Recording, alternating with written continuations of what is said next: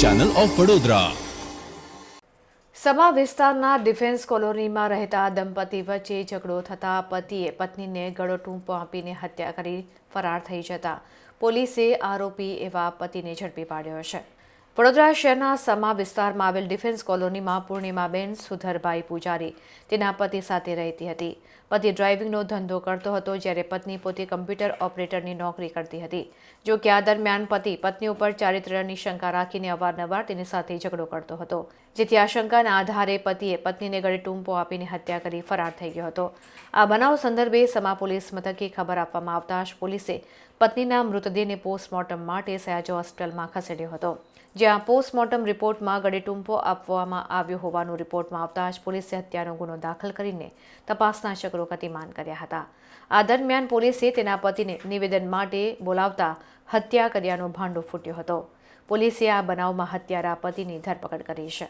ગઈકાલ શ્રીધર પૂજારી છે, ઉંમર વર્ષ 72ની, જે ડિફેન્સ કોલોનીમાં રહે છે, પોતાની ફરિયાદમાં જાહેર કરી છે પોલીસ સ્ટેશનમાં। પોતાની દીકરી જે પૂર્ણિમા છે એ અને પોતાનો જમાઈ છે એ પોતાની જોડે રહે છે, અને 12 તારીખના રાત્રિના 1:00થી બપોરના 12 વાગ્યા સુધીમાં તેના પતિએ કોઈપણ ગળે ડૂપો આપી અને તેની હત્યા નિપજાવી છે આવી ફરિયાદ આપેલી છે। પ્રથમમાં જ્યારે બેભાન અવસ્થામાં પોતાની દીકરી પોતાના રૂમમાં સૂતી હતી ત્યારે પોતાના રૂટીન કાર્ય મુજબ શ્રીધરભાઈ છે પોતે પોતાની નોકરીમાં સવારે 7 વાગે જતા રહે, અને બપોરે આવીને જોયેલું તો પોતાની દીકરી બેભાન અવસ્થામાં પડી હતી। પોતાનો જમાઈ છે ગઈ રાત્રે 1 વાગ્યાના આસપાસ આવેલો, અને પછી ઘરમાં જોવા મળે નહીં, એટલે બેભાન અવસ્થામાં તેના મળી આવતા પોતાના પડોશીઓ અને પોતાની દીકરી અને દીકરાને કોલ ઉપર વાત કરતા આ બધા લઈ અને 108 એમ્બ્યુલન્સમાં તેને હોસ્પિટલ ખાતે લઈ ગયેલા, અને 12 તારીખે આશરે બપોરના 3 વાગ્યાની આસપાસ તેને મરણ જાહેર કરેલું હતું। આરોપીનું નામ શું છે, શું કરે છે? આરોપી મંજીત ધિલ્લોન છેલ્લા 3 વર્ષથી લવ મેરેજ કરેલા છે અને ઘર જમાઈ તરીકે સાથે છે। પોતે ડ્રાઇવિંગનું કામ કરે છે, ટ્રક ડ્રાઈવર છે। મર્ડરનો ગુનો કઈ રીતે દાખલ થયો એમાં? હા, તેના પિતાના જણાવ્યા અનુસાર અને સાહેદોના જણાવ્યા અનુસાર પૂર્ણિમાબેન છે એ પોતે એક પ્રાઇવેટમાં કમ્પ્યુટર ઓપરેટરથી કામ કરતા હતા, અને છેલ્લા 1.5-2 વર્ષથી તેનો પતિ તેના ઉપર કોઈ આડા સંબંધોની કોઈ સાથે છે તેવી આશંકા કરતો હતો, અને અવારનવાર તેને તકરાર અને ઝઘડાઓ થતા હતા।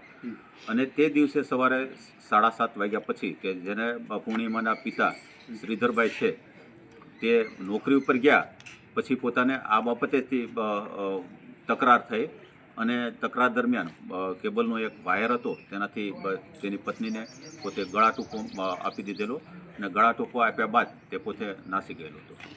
જે કલમો લગાવવામાં આવી છે, કેવી રીતે કાર્યવાહી?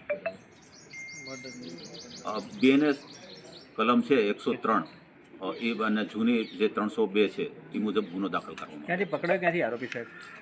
આરોપીને વાયા મારફત બાતમી રાહે તેને બોલાવી અને પછી તેની પૂછપરછ કરવામાં આવી, તો ખરેખર વિશ્વાસમાં લઈને કે ખરેખર શું થયું હતું, તો પોતે એવું કીધું કે હું હતો જ નહીં, પણ ખરેખર શ્રીધરભાઈએ કીધેલું છે કે રાત્રે તે આવ્યો હતો ત્યારે બાણું પોતે જ ખોલ્યું હતું, અને ત્યારે એન્ટ્રી, અને સવારે પછી આ કૃત્ય કર્યા બાદ તે નાસી ગયેલો છે।